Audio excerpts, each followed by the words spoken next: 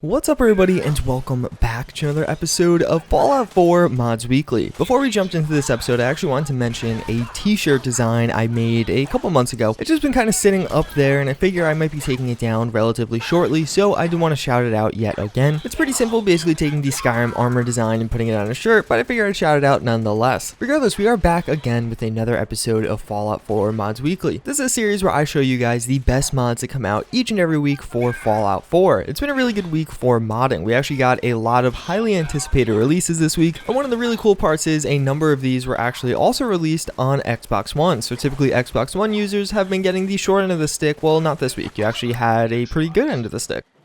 So starting things off, we have the CrossCore Strigidae. This is that new armor mod that I've been showing you for a while now in upcoming mods, and of course, yes, it is finally here. As you can guess from the title, this is going to be a new Courser armor. You're going to find it spawning on Institute Coursers. Actually, one cool feature this has, you have to enable its integration into the level list through a little holotape. I just wanted to mention how I thought that was kind of cool because, you know, some people may not want it in the level list, but from there, you actually, again, will see this armor on Coursers, but even beyond that, there are a few static locations you can find it. This is compatible with both male and female variants. I am showing you the male version here. The armor itself is really high quality. There's of course a ton of customization going on, and the real premier aspect is in that visor. The rest of the armor does look nice, but I think it's the visor that's the premier aspect. It actually has a bunch of different modifications you can make to it. Some of these are quite unique. One of them is as you aim down sights at the cost of AP, it'll actually slow down time for a short while. This is incredibly useful, and it's something that's fairly unique. I know a few other mods do this, but you can only get it as a legendary effect in vanilla Fallout 4. There are a bunch of other options here. One other one is highlighting weapons as you do aim at them, very similar to what's done in other Fallout mods. All around though, the armor looks amazing. In the background, I only showed you two of the different variants. There's actually a bunch of other ones you can download off the Mod Author's Gumroad. These are the two variants that come with the default mod itself, but you get the rest for free if you choose to. Either way though, this mod definitely lived up to the hype. The visor and just the armor itself come together to create a really interesting piece, as well as due to the modularity of it, you could really mix and match. Maybe you don't like the visor, maybe you only like the visor. You're gonna have a lot of options in that regard also.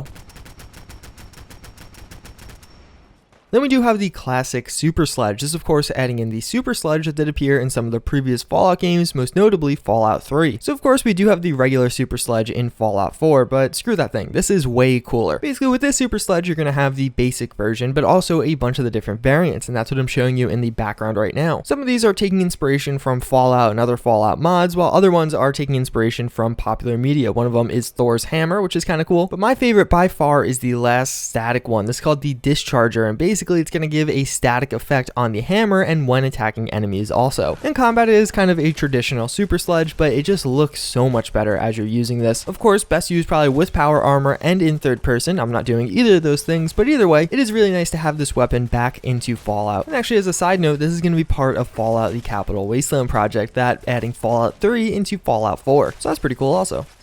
Then we do have Ems On A Maitre parts collection. So what this is going to do is add in a bunch of new components that you can modify your robots with. There's only a few mod authors actually adding in new robot parts collections. M150 happens to be one of them, and he consistently has been releasing new kind of packs of these. The predominant theme of this one is definitely going to be the legs. It really adds in a ton of new leg options. There's also a few other head options and armor options, but as you can probably see, the legs are the standout. Some of these are crazy and outlandish, from a shopping cart to riding an iBot. One of my personal favorites is actually the guy riding the blimp. I just think that looks really funny, but there's also some kind of reptilian or chicken legs, which are also really interesting. You can use these as you do with any other robot parts and mix and match, so you can have a sentry top bottom, a robo brain head, and chicken legs on the bottom. Again, really whatever you want. One other thing he adds in, which is kind of funny, is you could use the robo brain body, but actually the Android head, like the Android phone head. All around, it's a great addition to the game. Whether you use the robots or you don't use the robots, I think it's nice to have more variety if you ever choose to.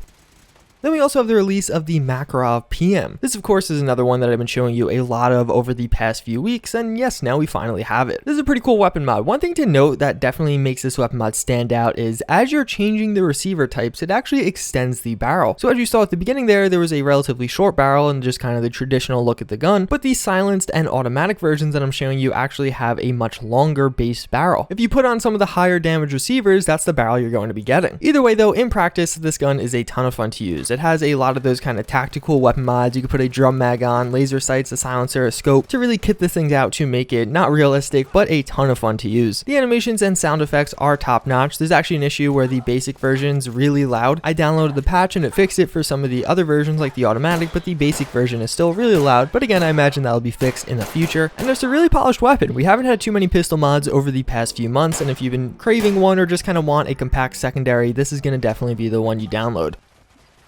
Then we have a simple mod, the Tale of Hands. Basically, this is going to add in a new NPC. This is in two places, one in Nuka World, which is like the real location. I'm not going to show that because in case you download this mod, I want you to be surprised and have the lore, that's where all the lore behind this guy is, or a synth version that actually has his own note that's going to be on Spectacle Island. Basically, this guy made this crazy sword that is going to be poisonous and one of the most deadly swords in the Commonwealth. Again, there's a whole backstory and lore that you can find out about him. The sword itself is pretty high quality. It is a 4K sword, and it's quite strong. He purposely made it so it's going to be viable at earlier levels, as well as it has some late game options that will also kind of make it extend so you could use it throughout the entirety of the game. It's a very simple mod, but I just really like it. I like how he added in that whole backstory and lore. It makes the sword feel a lot more special than just a typical weapon mod that you would pick up. That's pretty much going to wrap it up for this one. Hopefully you guys enjoyed this video. As always, I thank you for watching, and I hope to see you all next time. Later.